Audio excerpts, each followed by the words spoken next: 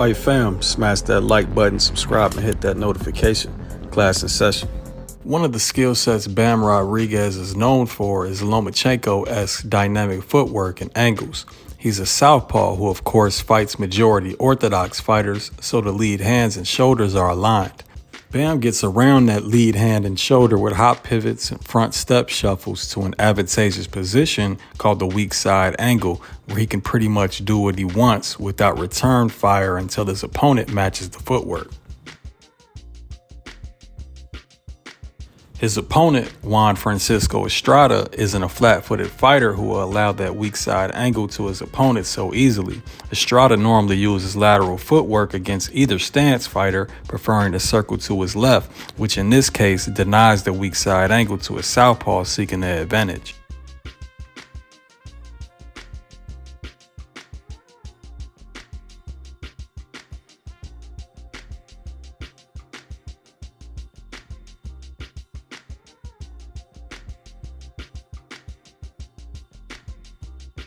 Furthermore, Estrada also uses his lateral movement to set traps. He moves laterally and then sets his feet in stance, where all fundamental offensive and defensive mechanics derive. As aggressive opponents are matching his footwork to gain positioning to initiate offense or be able to properly defend, Estrada attacks before they're set in stance, giving himself the advantage and turning his lateral movement into a trap.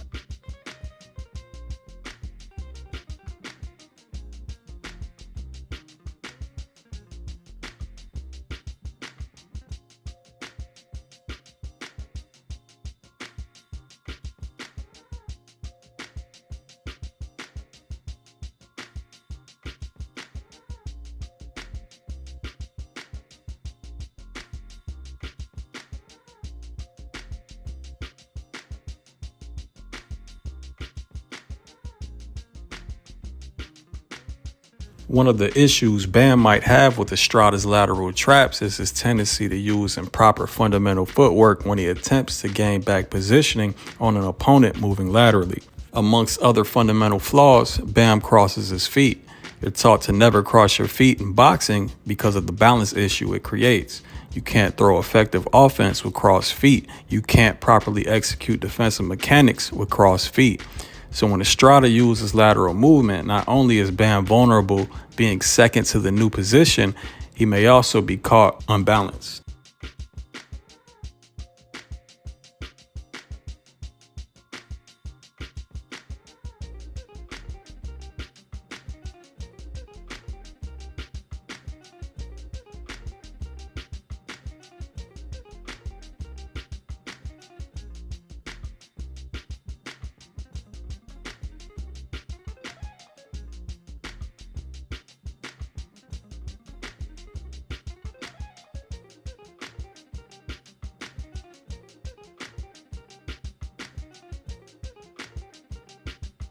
Estrada has a tendency to lower his lead hand in the open stance, meaning orthodox versus southpaw, leaving a single high rear hand to defend rear hands, which are typically boxers' most powerful punches. Variations of rear hand punches make the single high shield a liability.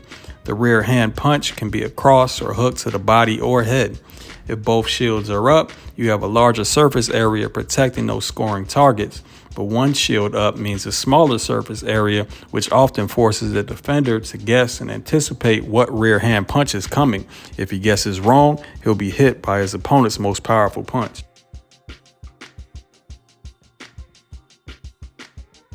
Bam tends to throw single mid-range jabs. One jab that either enters you into mid-range or is thrown at mid-range without any accountability is just reckless in my opinion, and it's the most common mistake I found in boxing.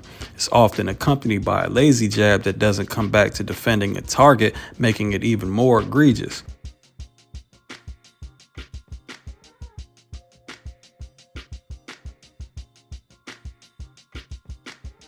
Bam can also tend to reach or lunge with his rear hand, where at full extension of his punch, his head is beyond his lead knee. This takes him unbalanced again, often having to regain balance by swinging his back leg forward, all the while his weight is on his lead foot and closer for an opponent's counterpunches.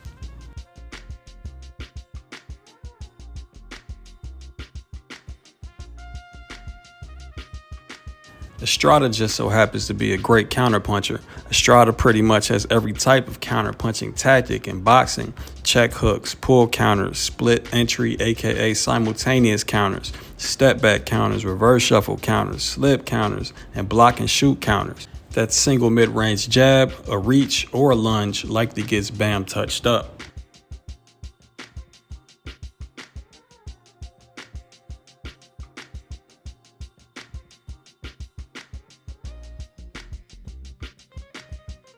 If his feet are set, Bam is a good counterpuncher in his own right.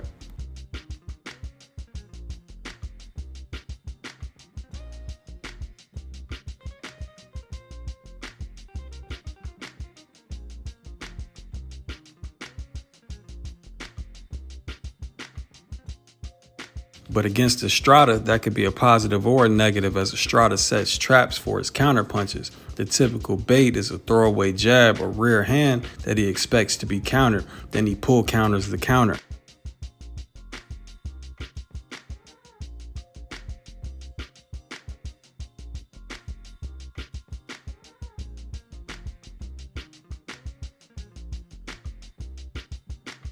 However, throwaway punches are still susceptible to simultaneous counters, and Estrada would be wise to make sure he moves his head after he casts his bait.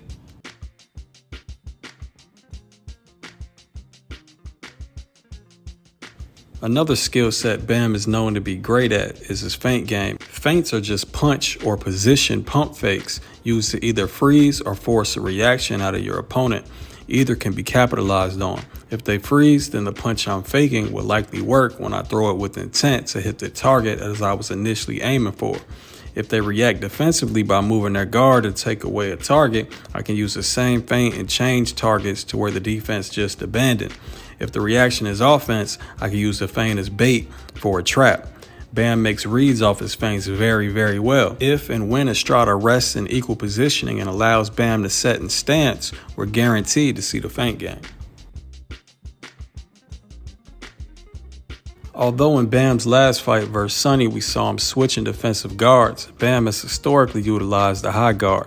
On its own, especially without coinciding footwork in and out of range or stepping at angles, the high guard is just a single layered defensive system, meaning if the guard isn't in the way of the punch is definitely landing.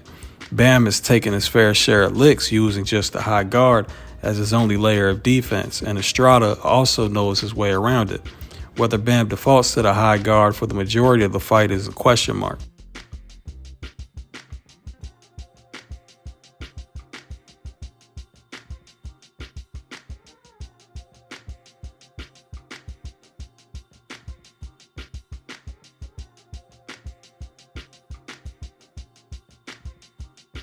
Both fighters have been willing to exchange punches at mid-range and in equal positioning, or what we call 50-50 exchanges.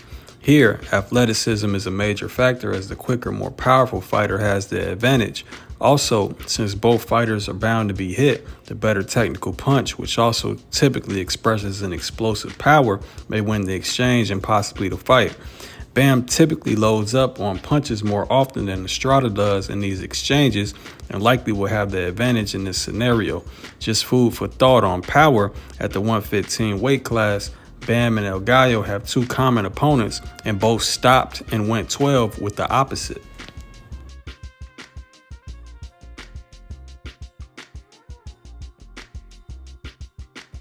I love the matchup. Could be a passing of the torch fight as the Hall of Fame bound Estrada is reaching typical retirement age for the smaller weight classes, while Bam Rodriguez is the young, hungry lion that's just begun to blossom as one of boxing's best. I slightly favor Bam Rodriguez for the win, but I fully believe he can get out-savvied and be outboxed as well. Whatever happens, it should be a great fight. Peace.